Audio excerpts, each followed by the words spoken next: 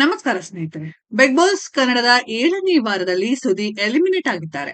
ವೇದಿಕೆ ಮೇಲೆ ಸುದೀಪ್ ಜೊತೆ ಚರ್ಚಿಸುವಾಗ ಸುದೀಪ್ ಪತ್ನಿ ಅಶ್ವಿನಿ ಮತ್ತು ಜಾನ್ವಿ ಗುಂಪಿನಿಂದ ಹೊರಬಂದು ಆಡಬೇಕಿತ್ತು ಎಂದು ಆರೋಪಿಸಿದ್ದಾರೆ. ವಿಲನ್ ಪಾತ್ರಗಳ ಮೂಲಕ ಖಡಕ್ ವ್ಯಕ್ತಿತ್ವ ಎನಿಸಿದ್ದರೂ ಮನೆಯಲ್ಲಿ ಸುದೀಪ್ ಮೃದುವಾಗಿ ವರ್ತಿಸುತ್ತಿದ್ರು. ಬಿಗ್ ಬಾಸ್ನ 7ನೇ ವಾರದಲ್ಲಿ ಸುದೀಪ್ ಅವರು ಎಲಿಮಿನೇಟ್ ಆಗಿದ್ದಾರೆ. ಬಿಗ್ ಬಾಸ್ ಎಪಿಸೋಡ್ 50ನೇ ದಿನ ಸಮೀಪಿಸುತ್ತಿರುವ ಸಮಯದಲ್ಲೇ ಸುದೀಪ್ ಅವರು ಹೊರಹೋದ್ರು. ಬಿಗ್ ಬಾಸ್ ನಿಂದ ಹೋಗುವುದಕ್ಕೂ ಮೊದಲು ವೇದಿಕೆ ಮೇಲೆ ಸುದೀಪ್ ಜೊತೆ ಅವರು ಚರ್ಚೆ ಮಾಡಿದ್ರು. ಈ ವೇಳೆ ವೇದಿಕೆ ಮೇಲೆ ಅವರ ಪತ್ನಿ ಕೂಡ ಇದ್ರು. ಈ ಸಂದರ್ಭದಲ್ಲಿ ಸುದೀಪ್ ಪತ್ನಿ ಇಬ್ಬರ ಮೇಲೆ ನೇರ ಆರೋಪ ಮಾಡಿದ್ದಾರೆ.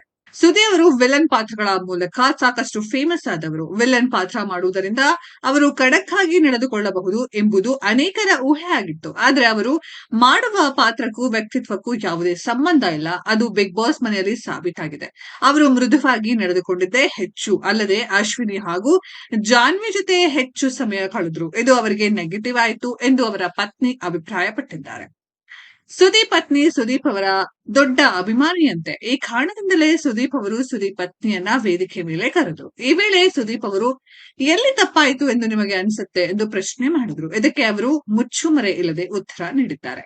ಇನ್ನು ಎಫರ್ಟ್ ಹಾಕಿ ಆಡಬೇಕಿತ್ತು. ಅವರಲ್ಲಿ ಆ ಸಾಮರ್ಥ್ಯ ಇತ್ತು. ಅಶ್ವಿನಿ ಜಾನ್ವಿ ಅವರ ಗುಂಪಿನಿಂದ ಹೊರಬಂದು ಆಡಬೇಕಿತ್ತು ಎಂದು ಸುದೀಪ್ ಎದುರು ನೇರವಾಗಿ ಹೇಳಿದ್ದಾರೆ ಸುದೀಪ್ ಪತ್ನಿ.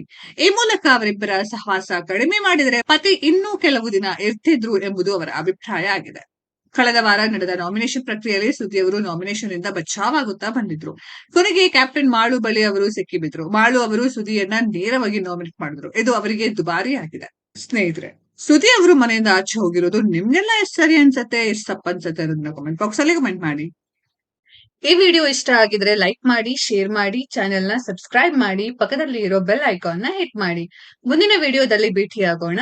ಧನ್ಯವಾದಗಳು.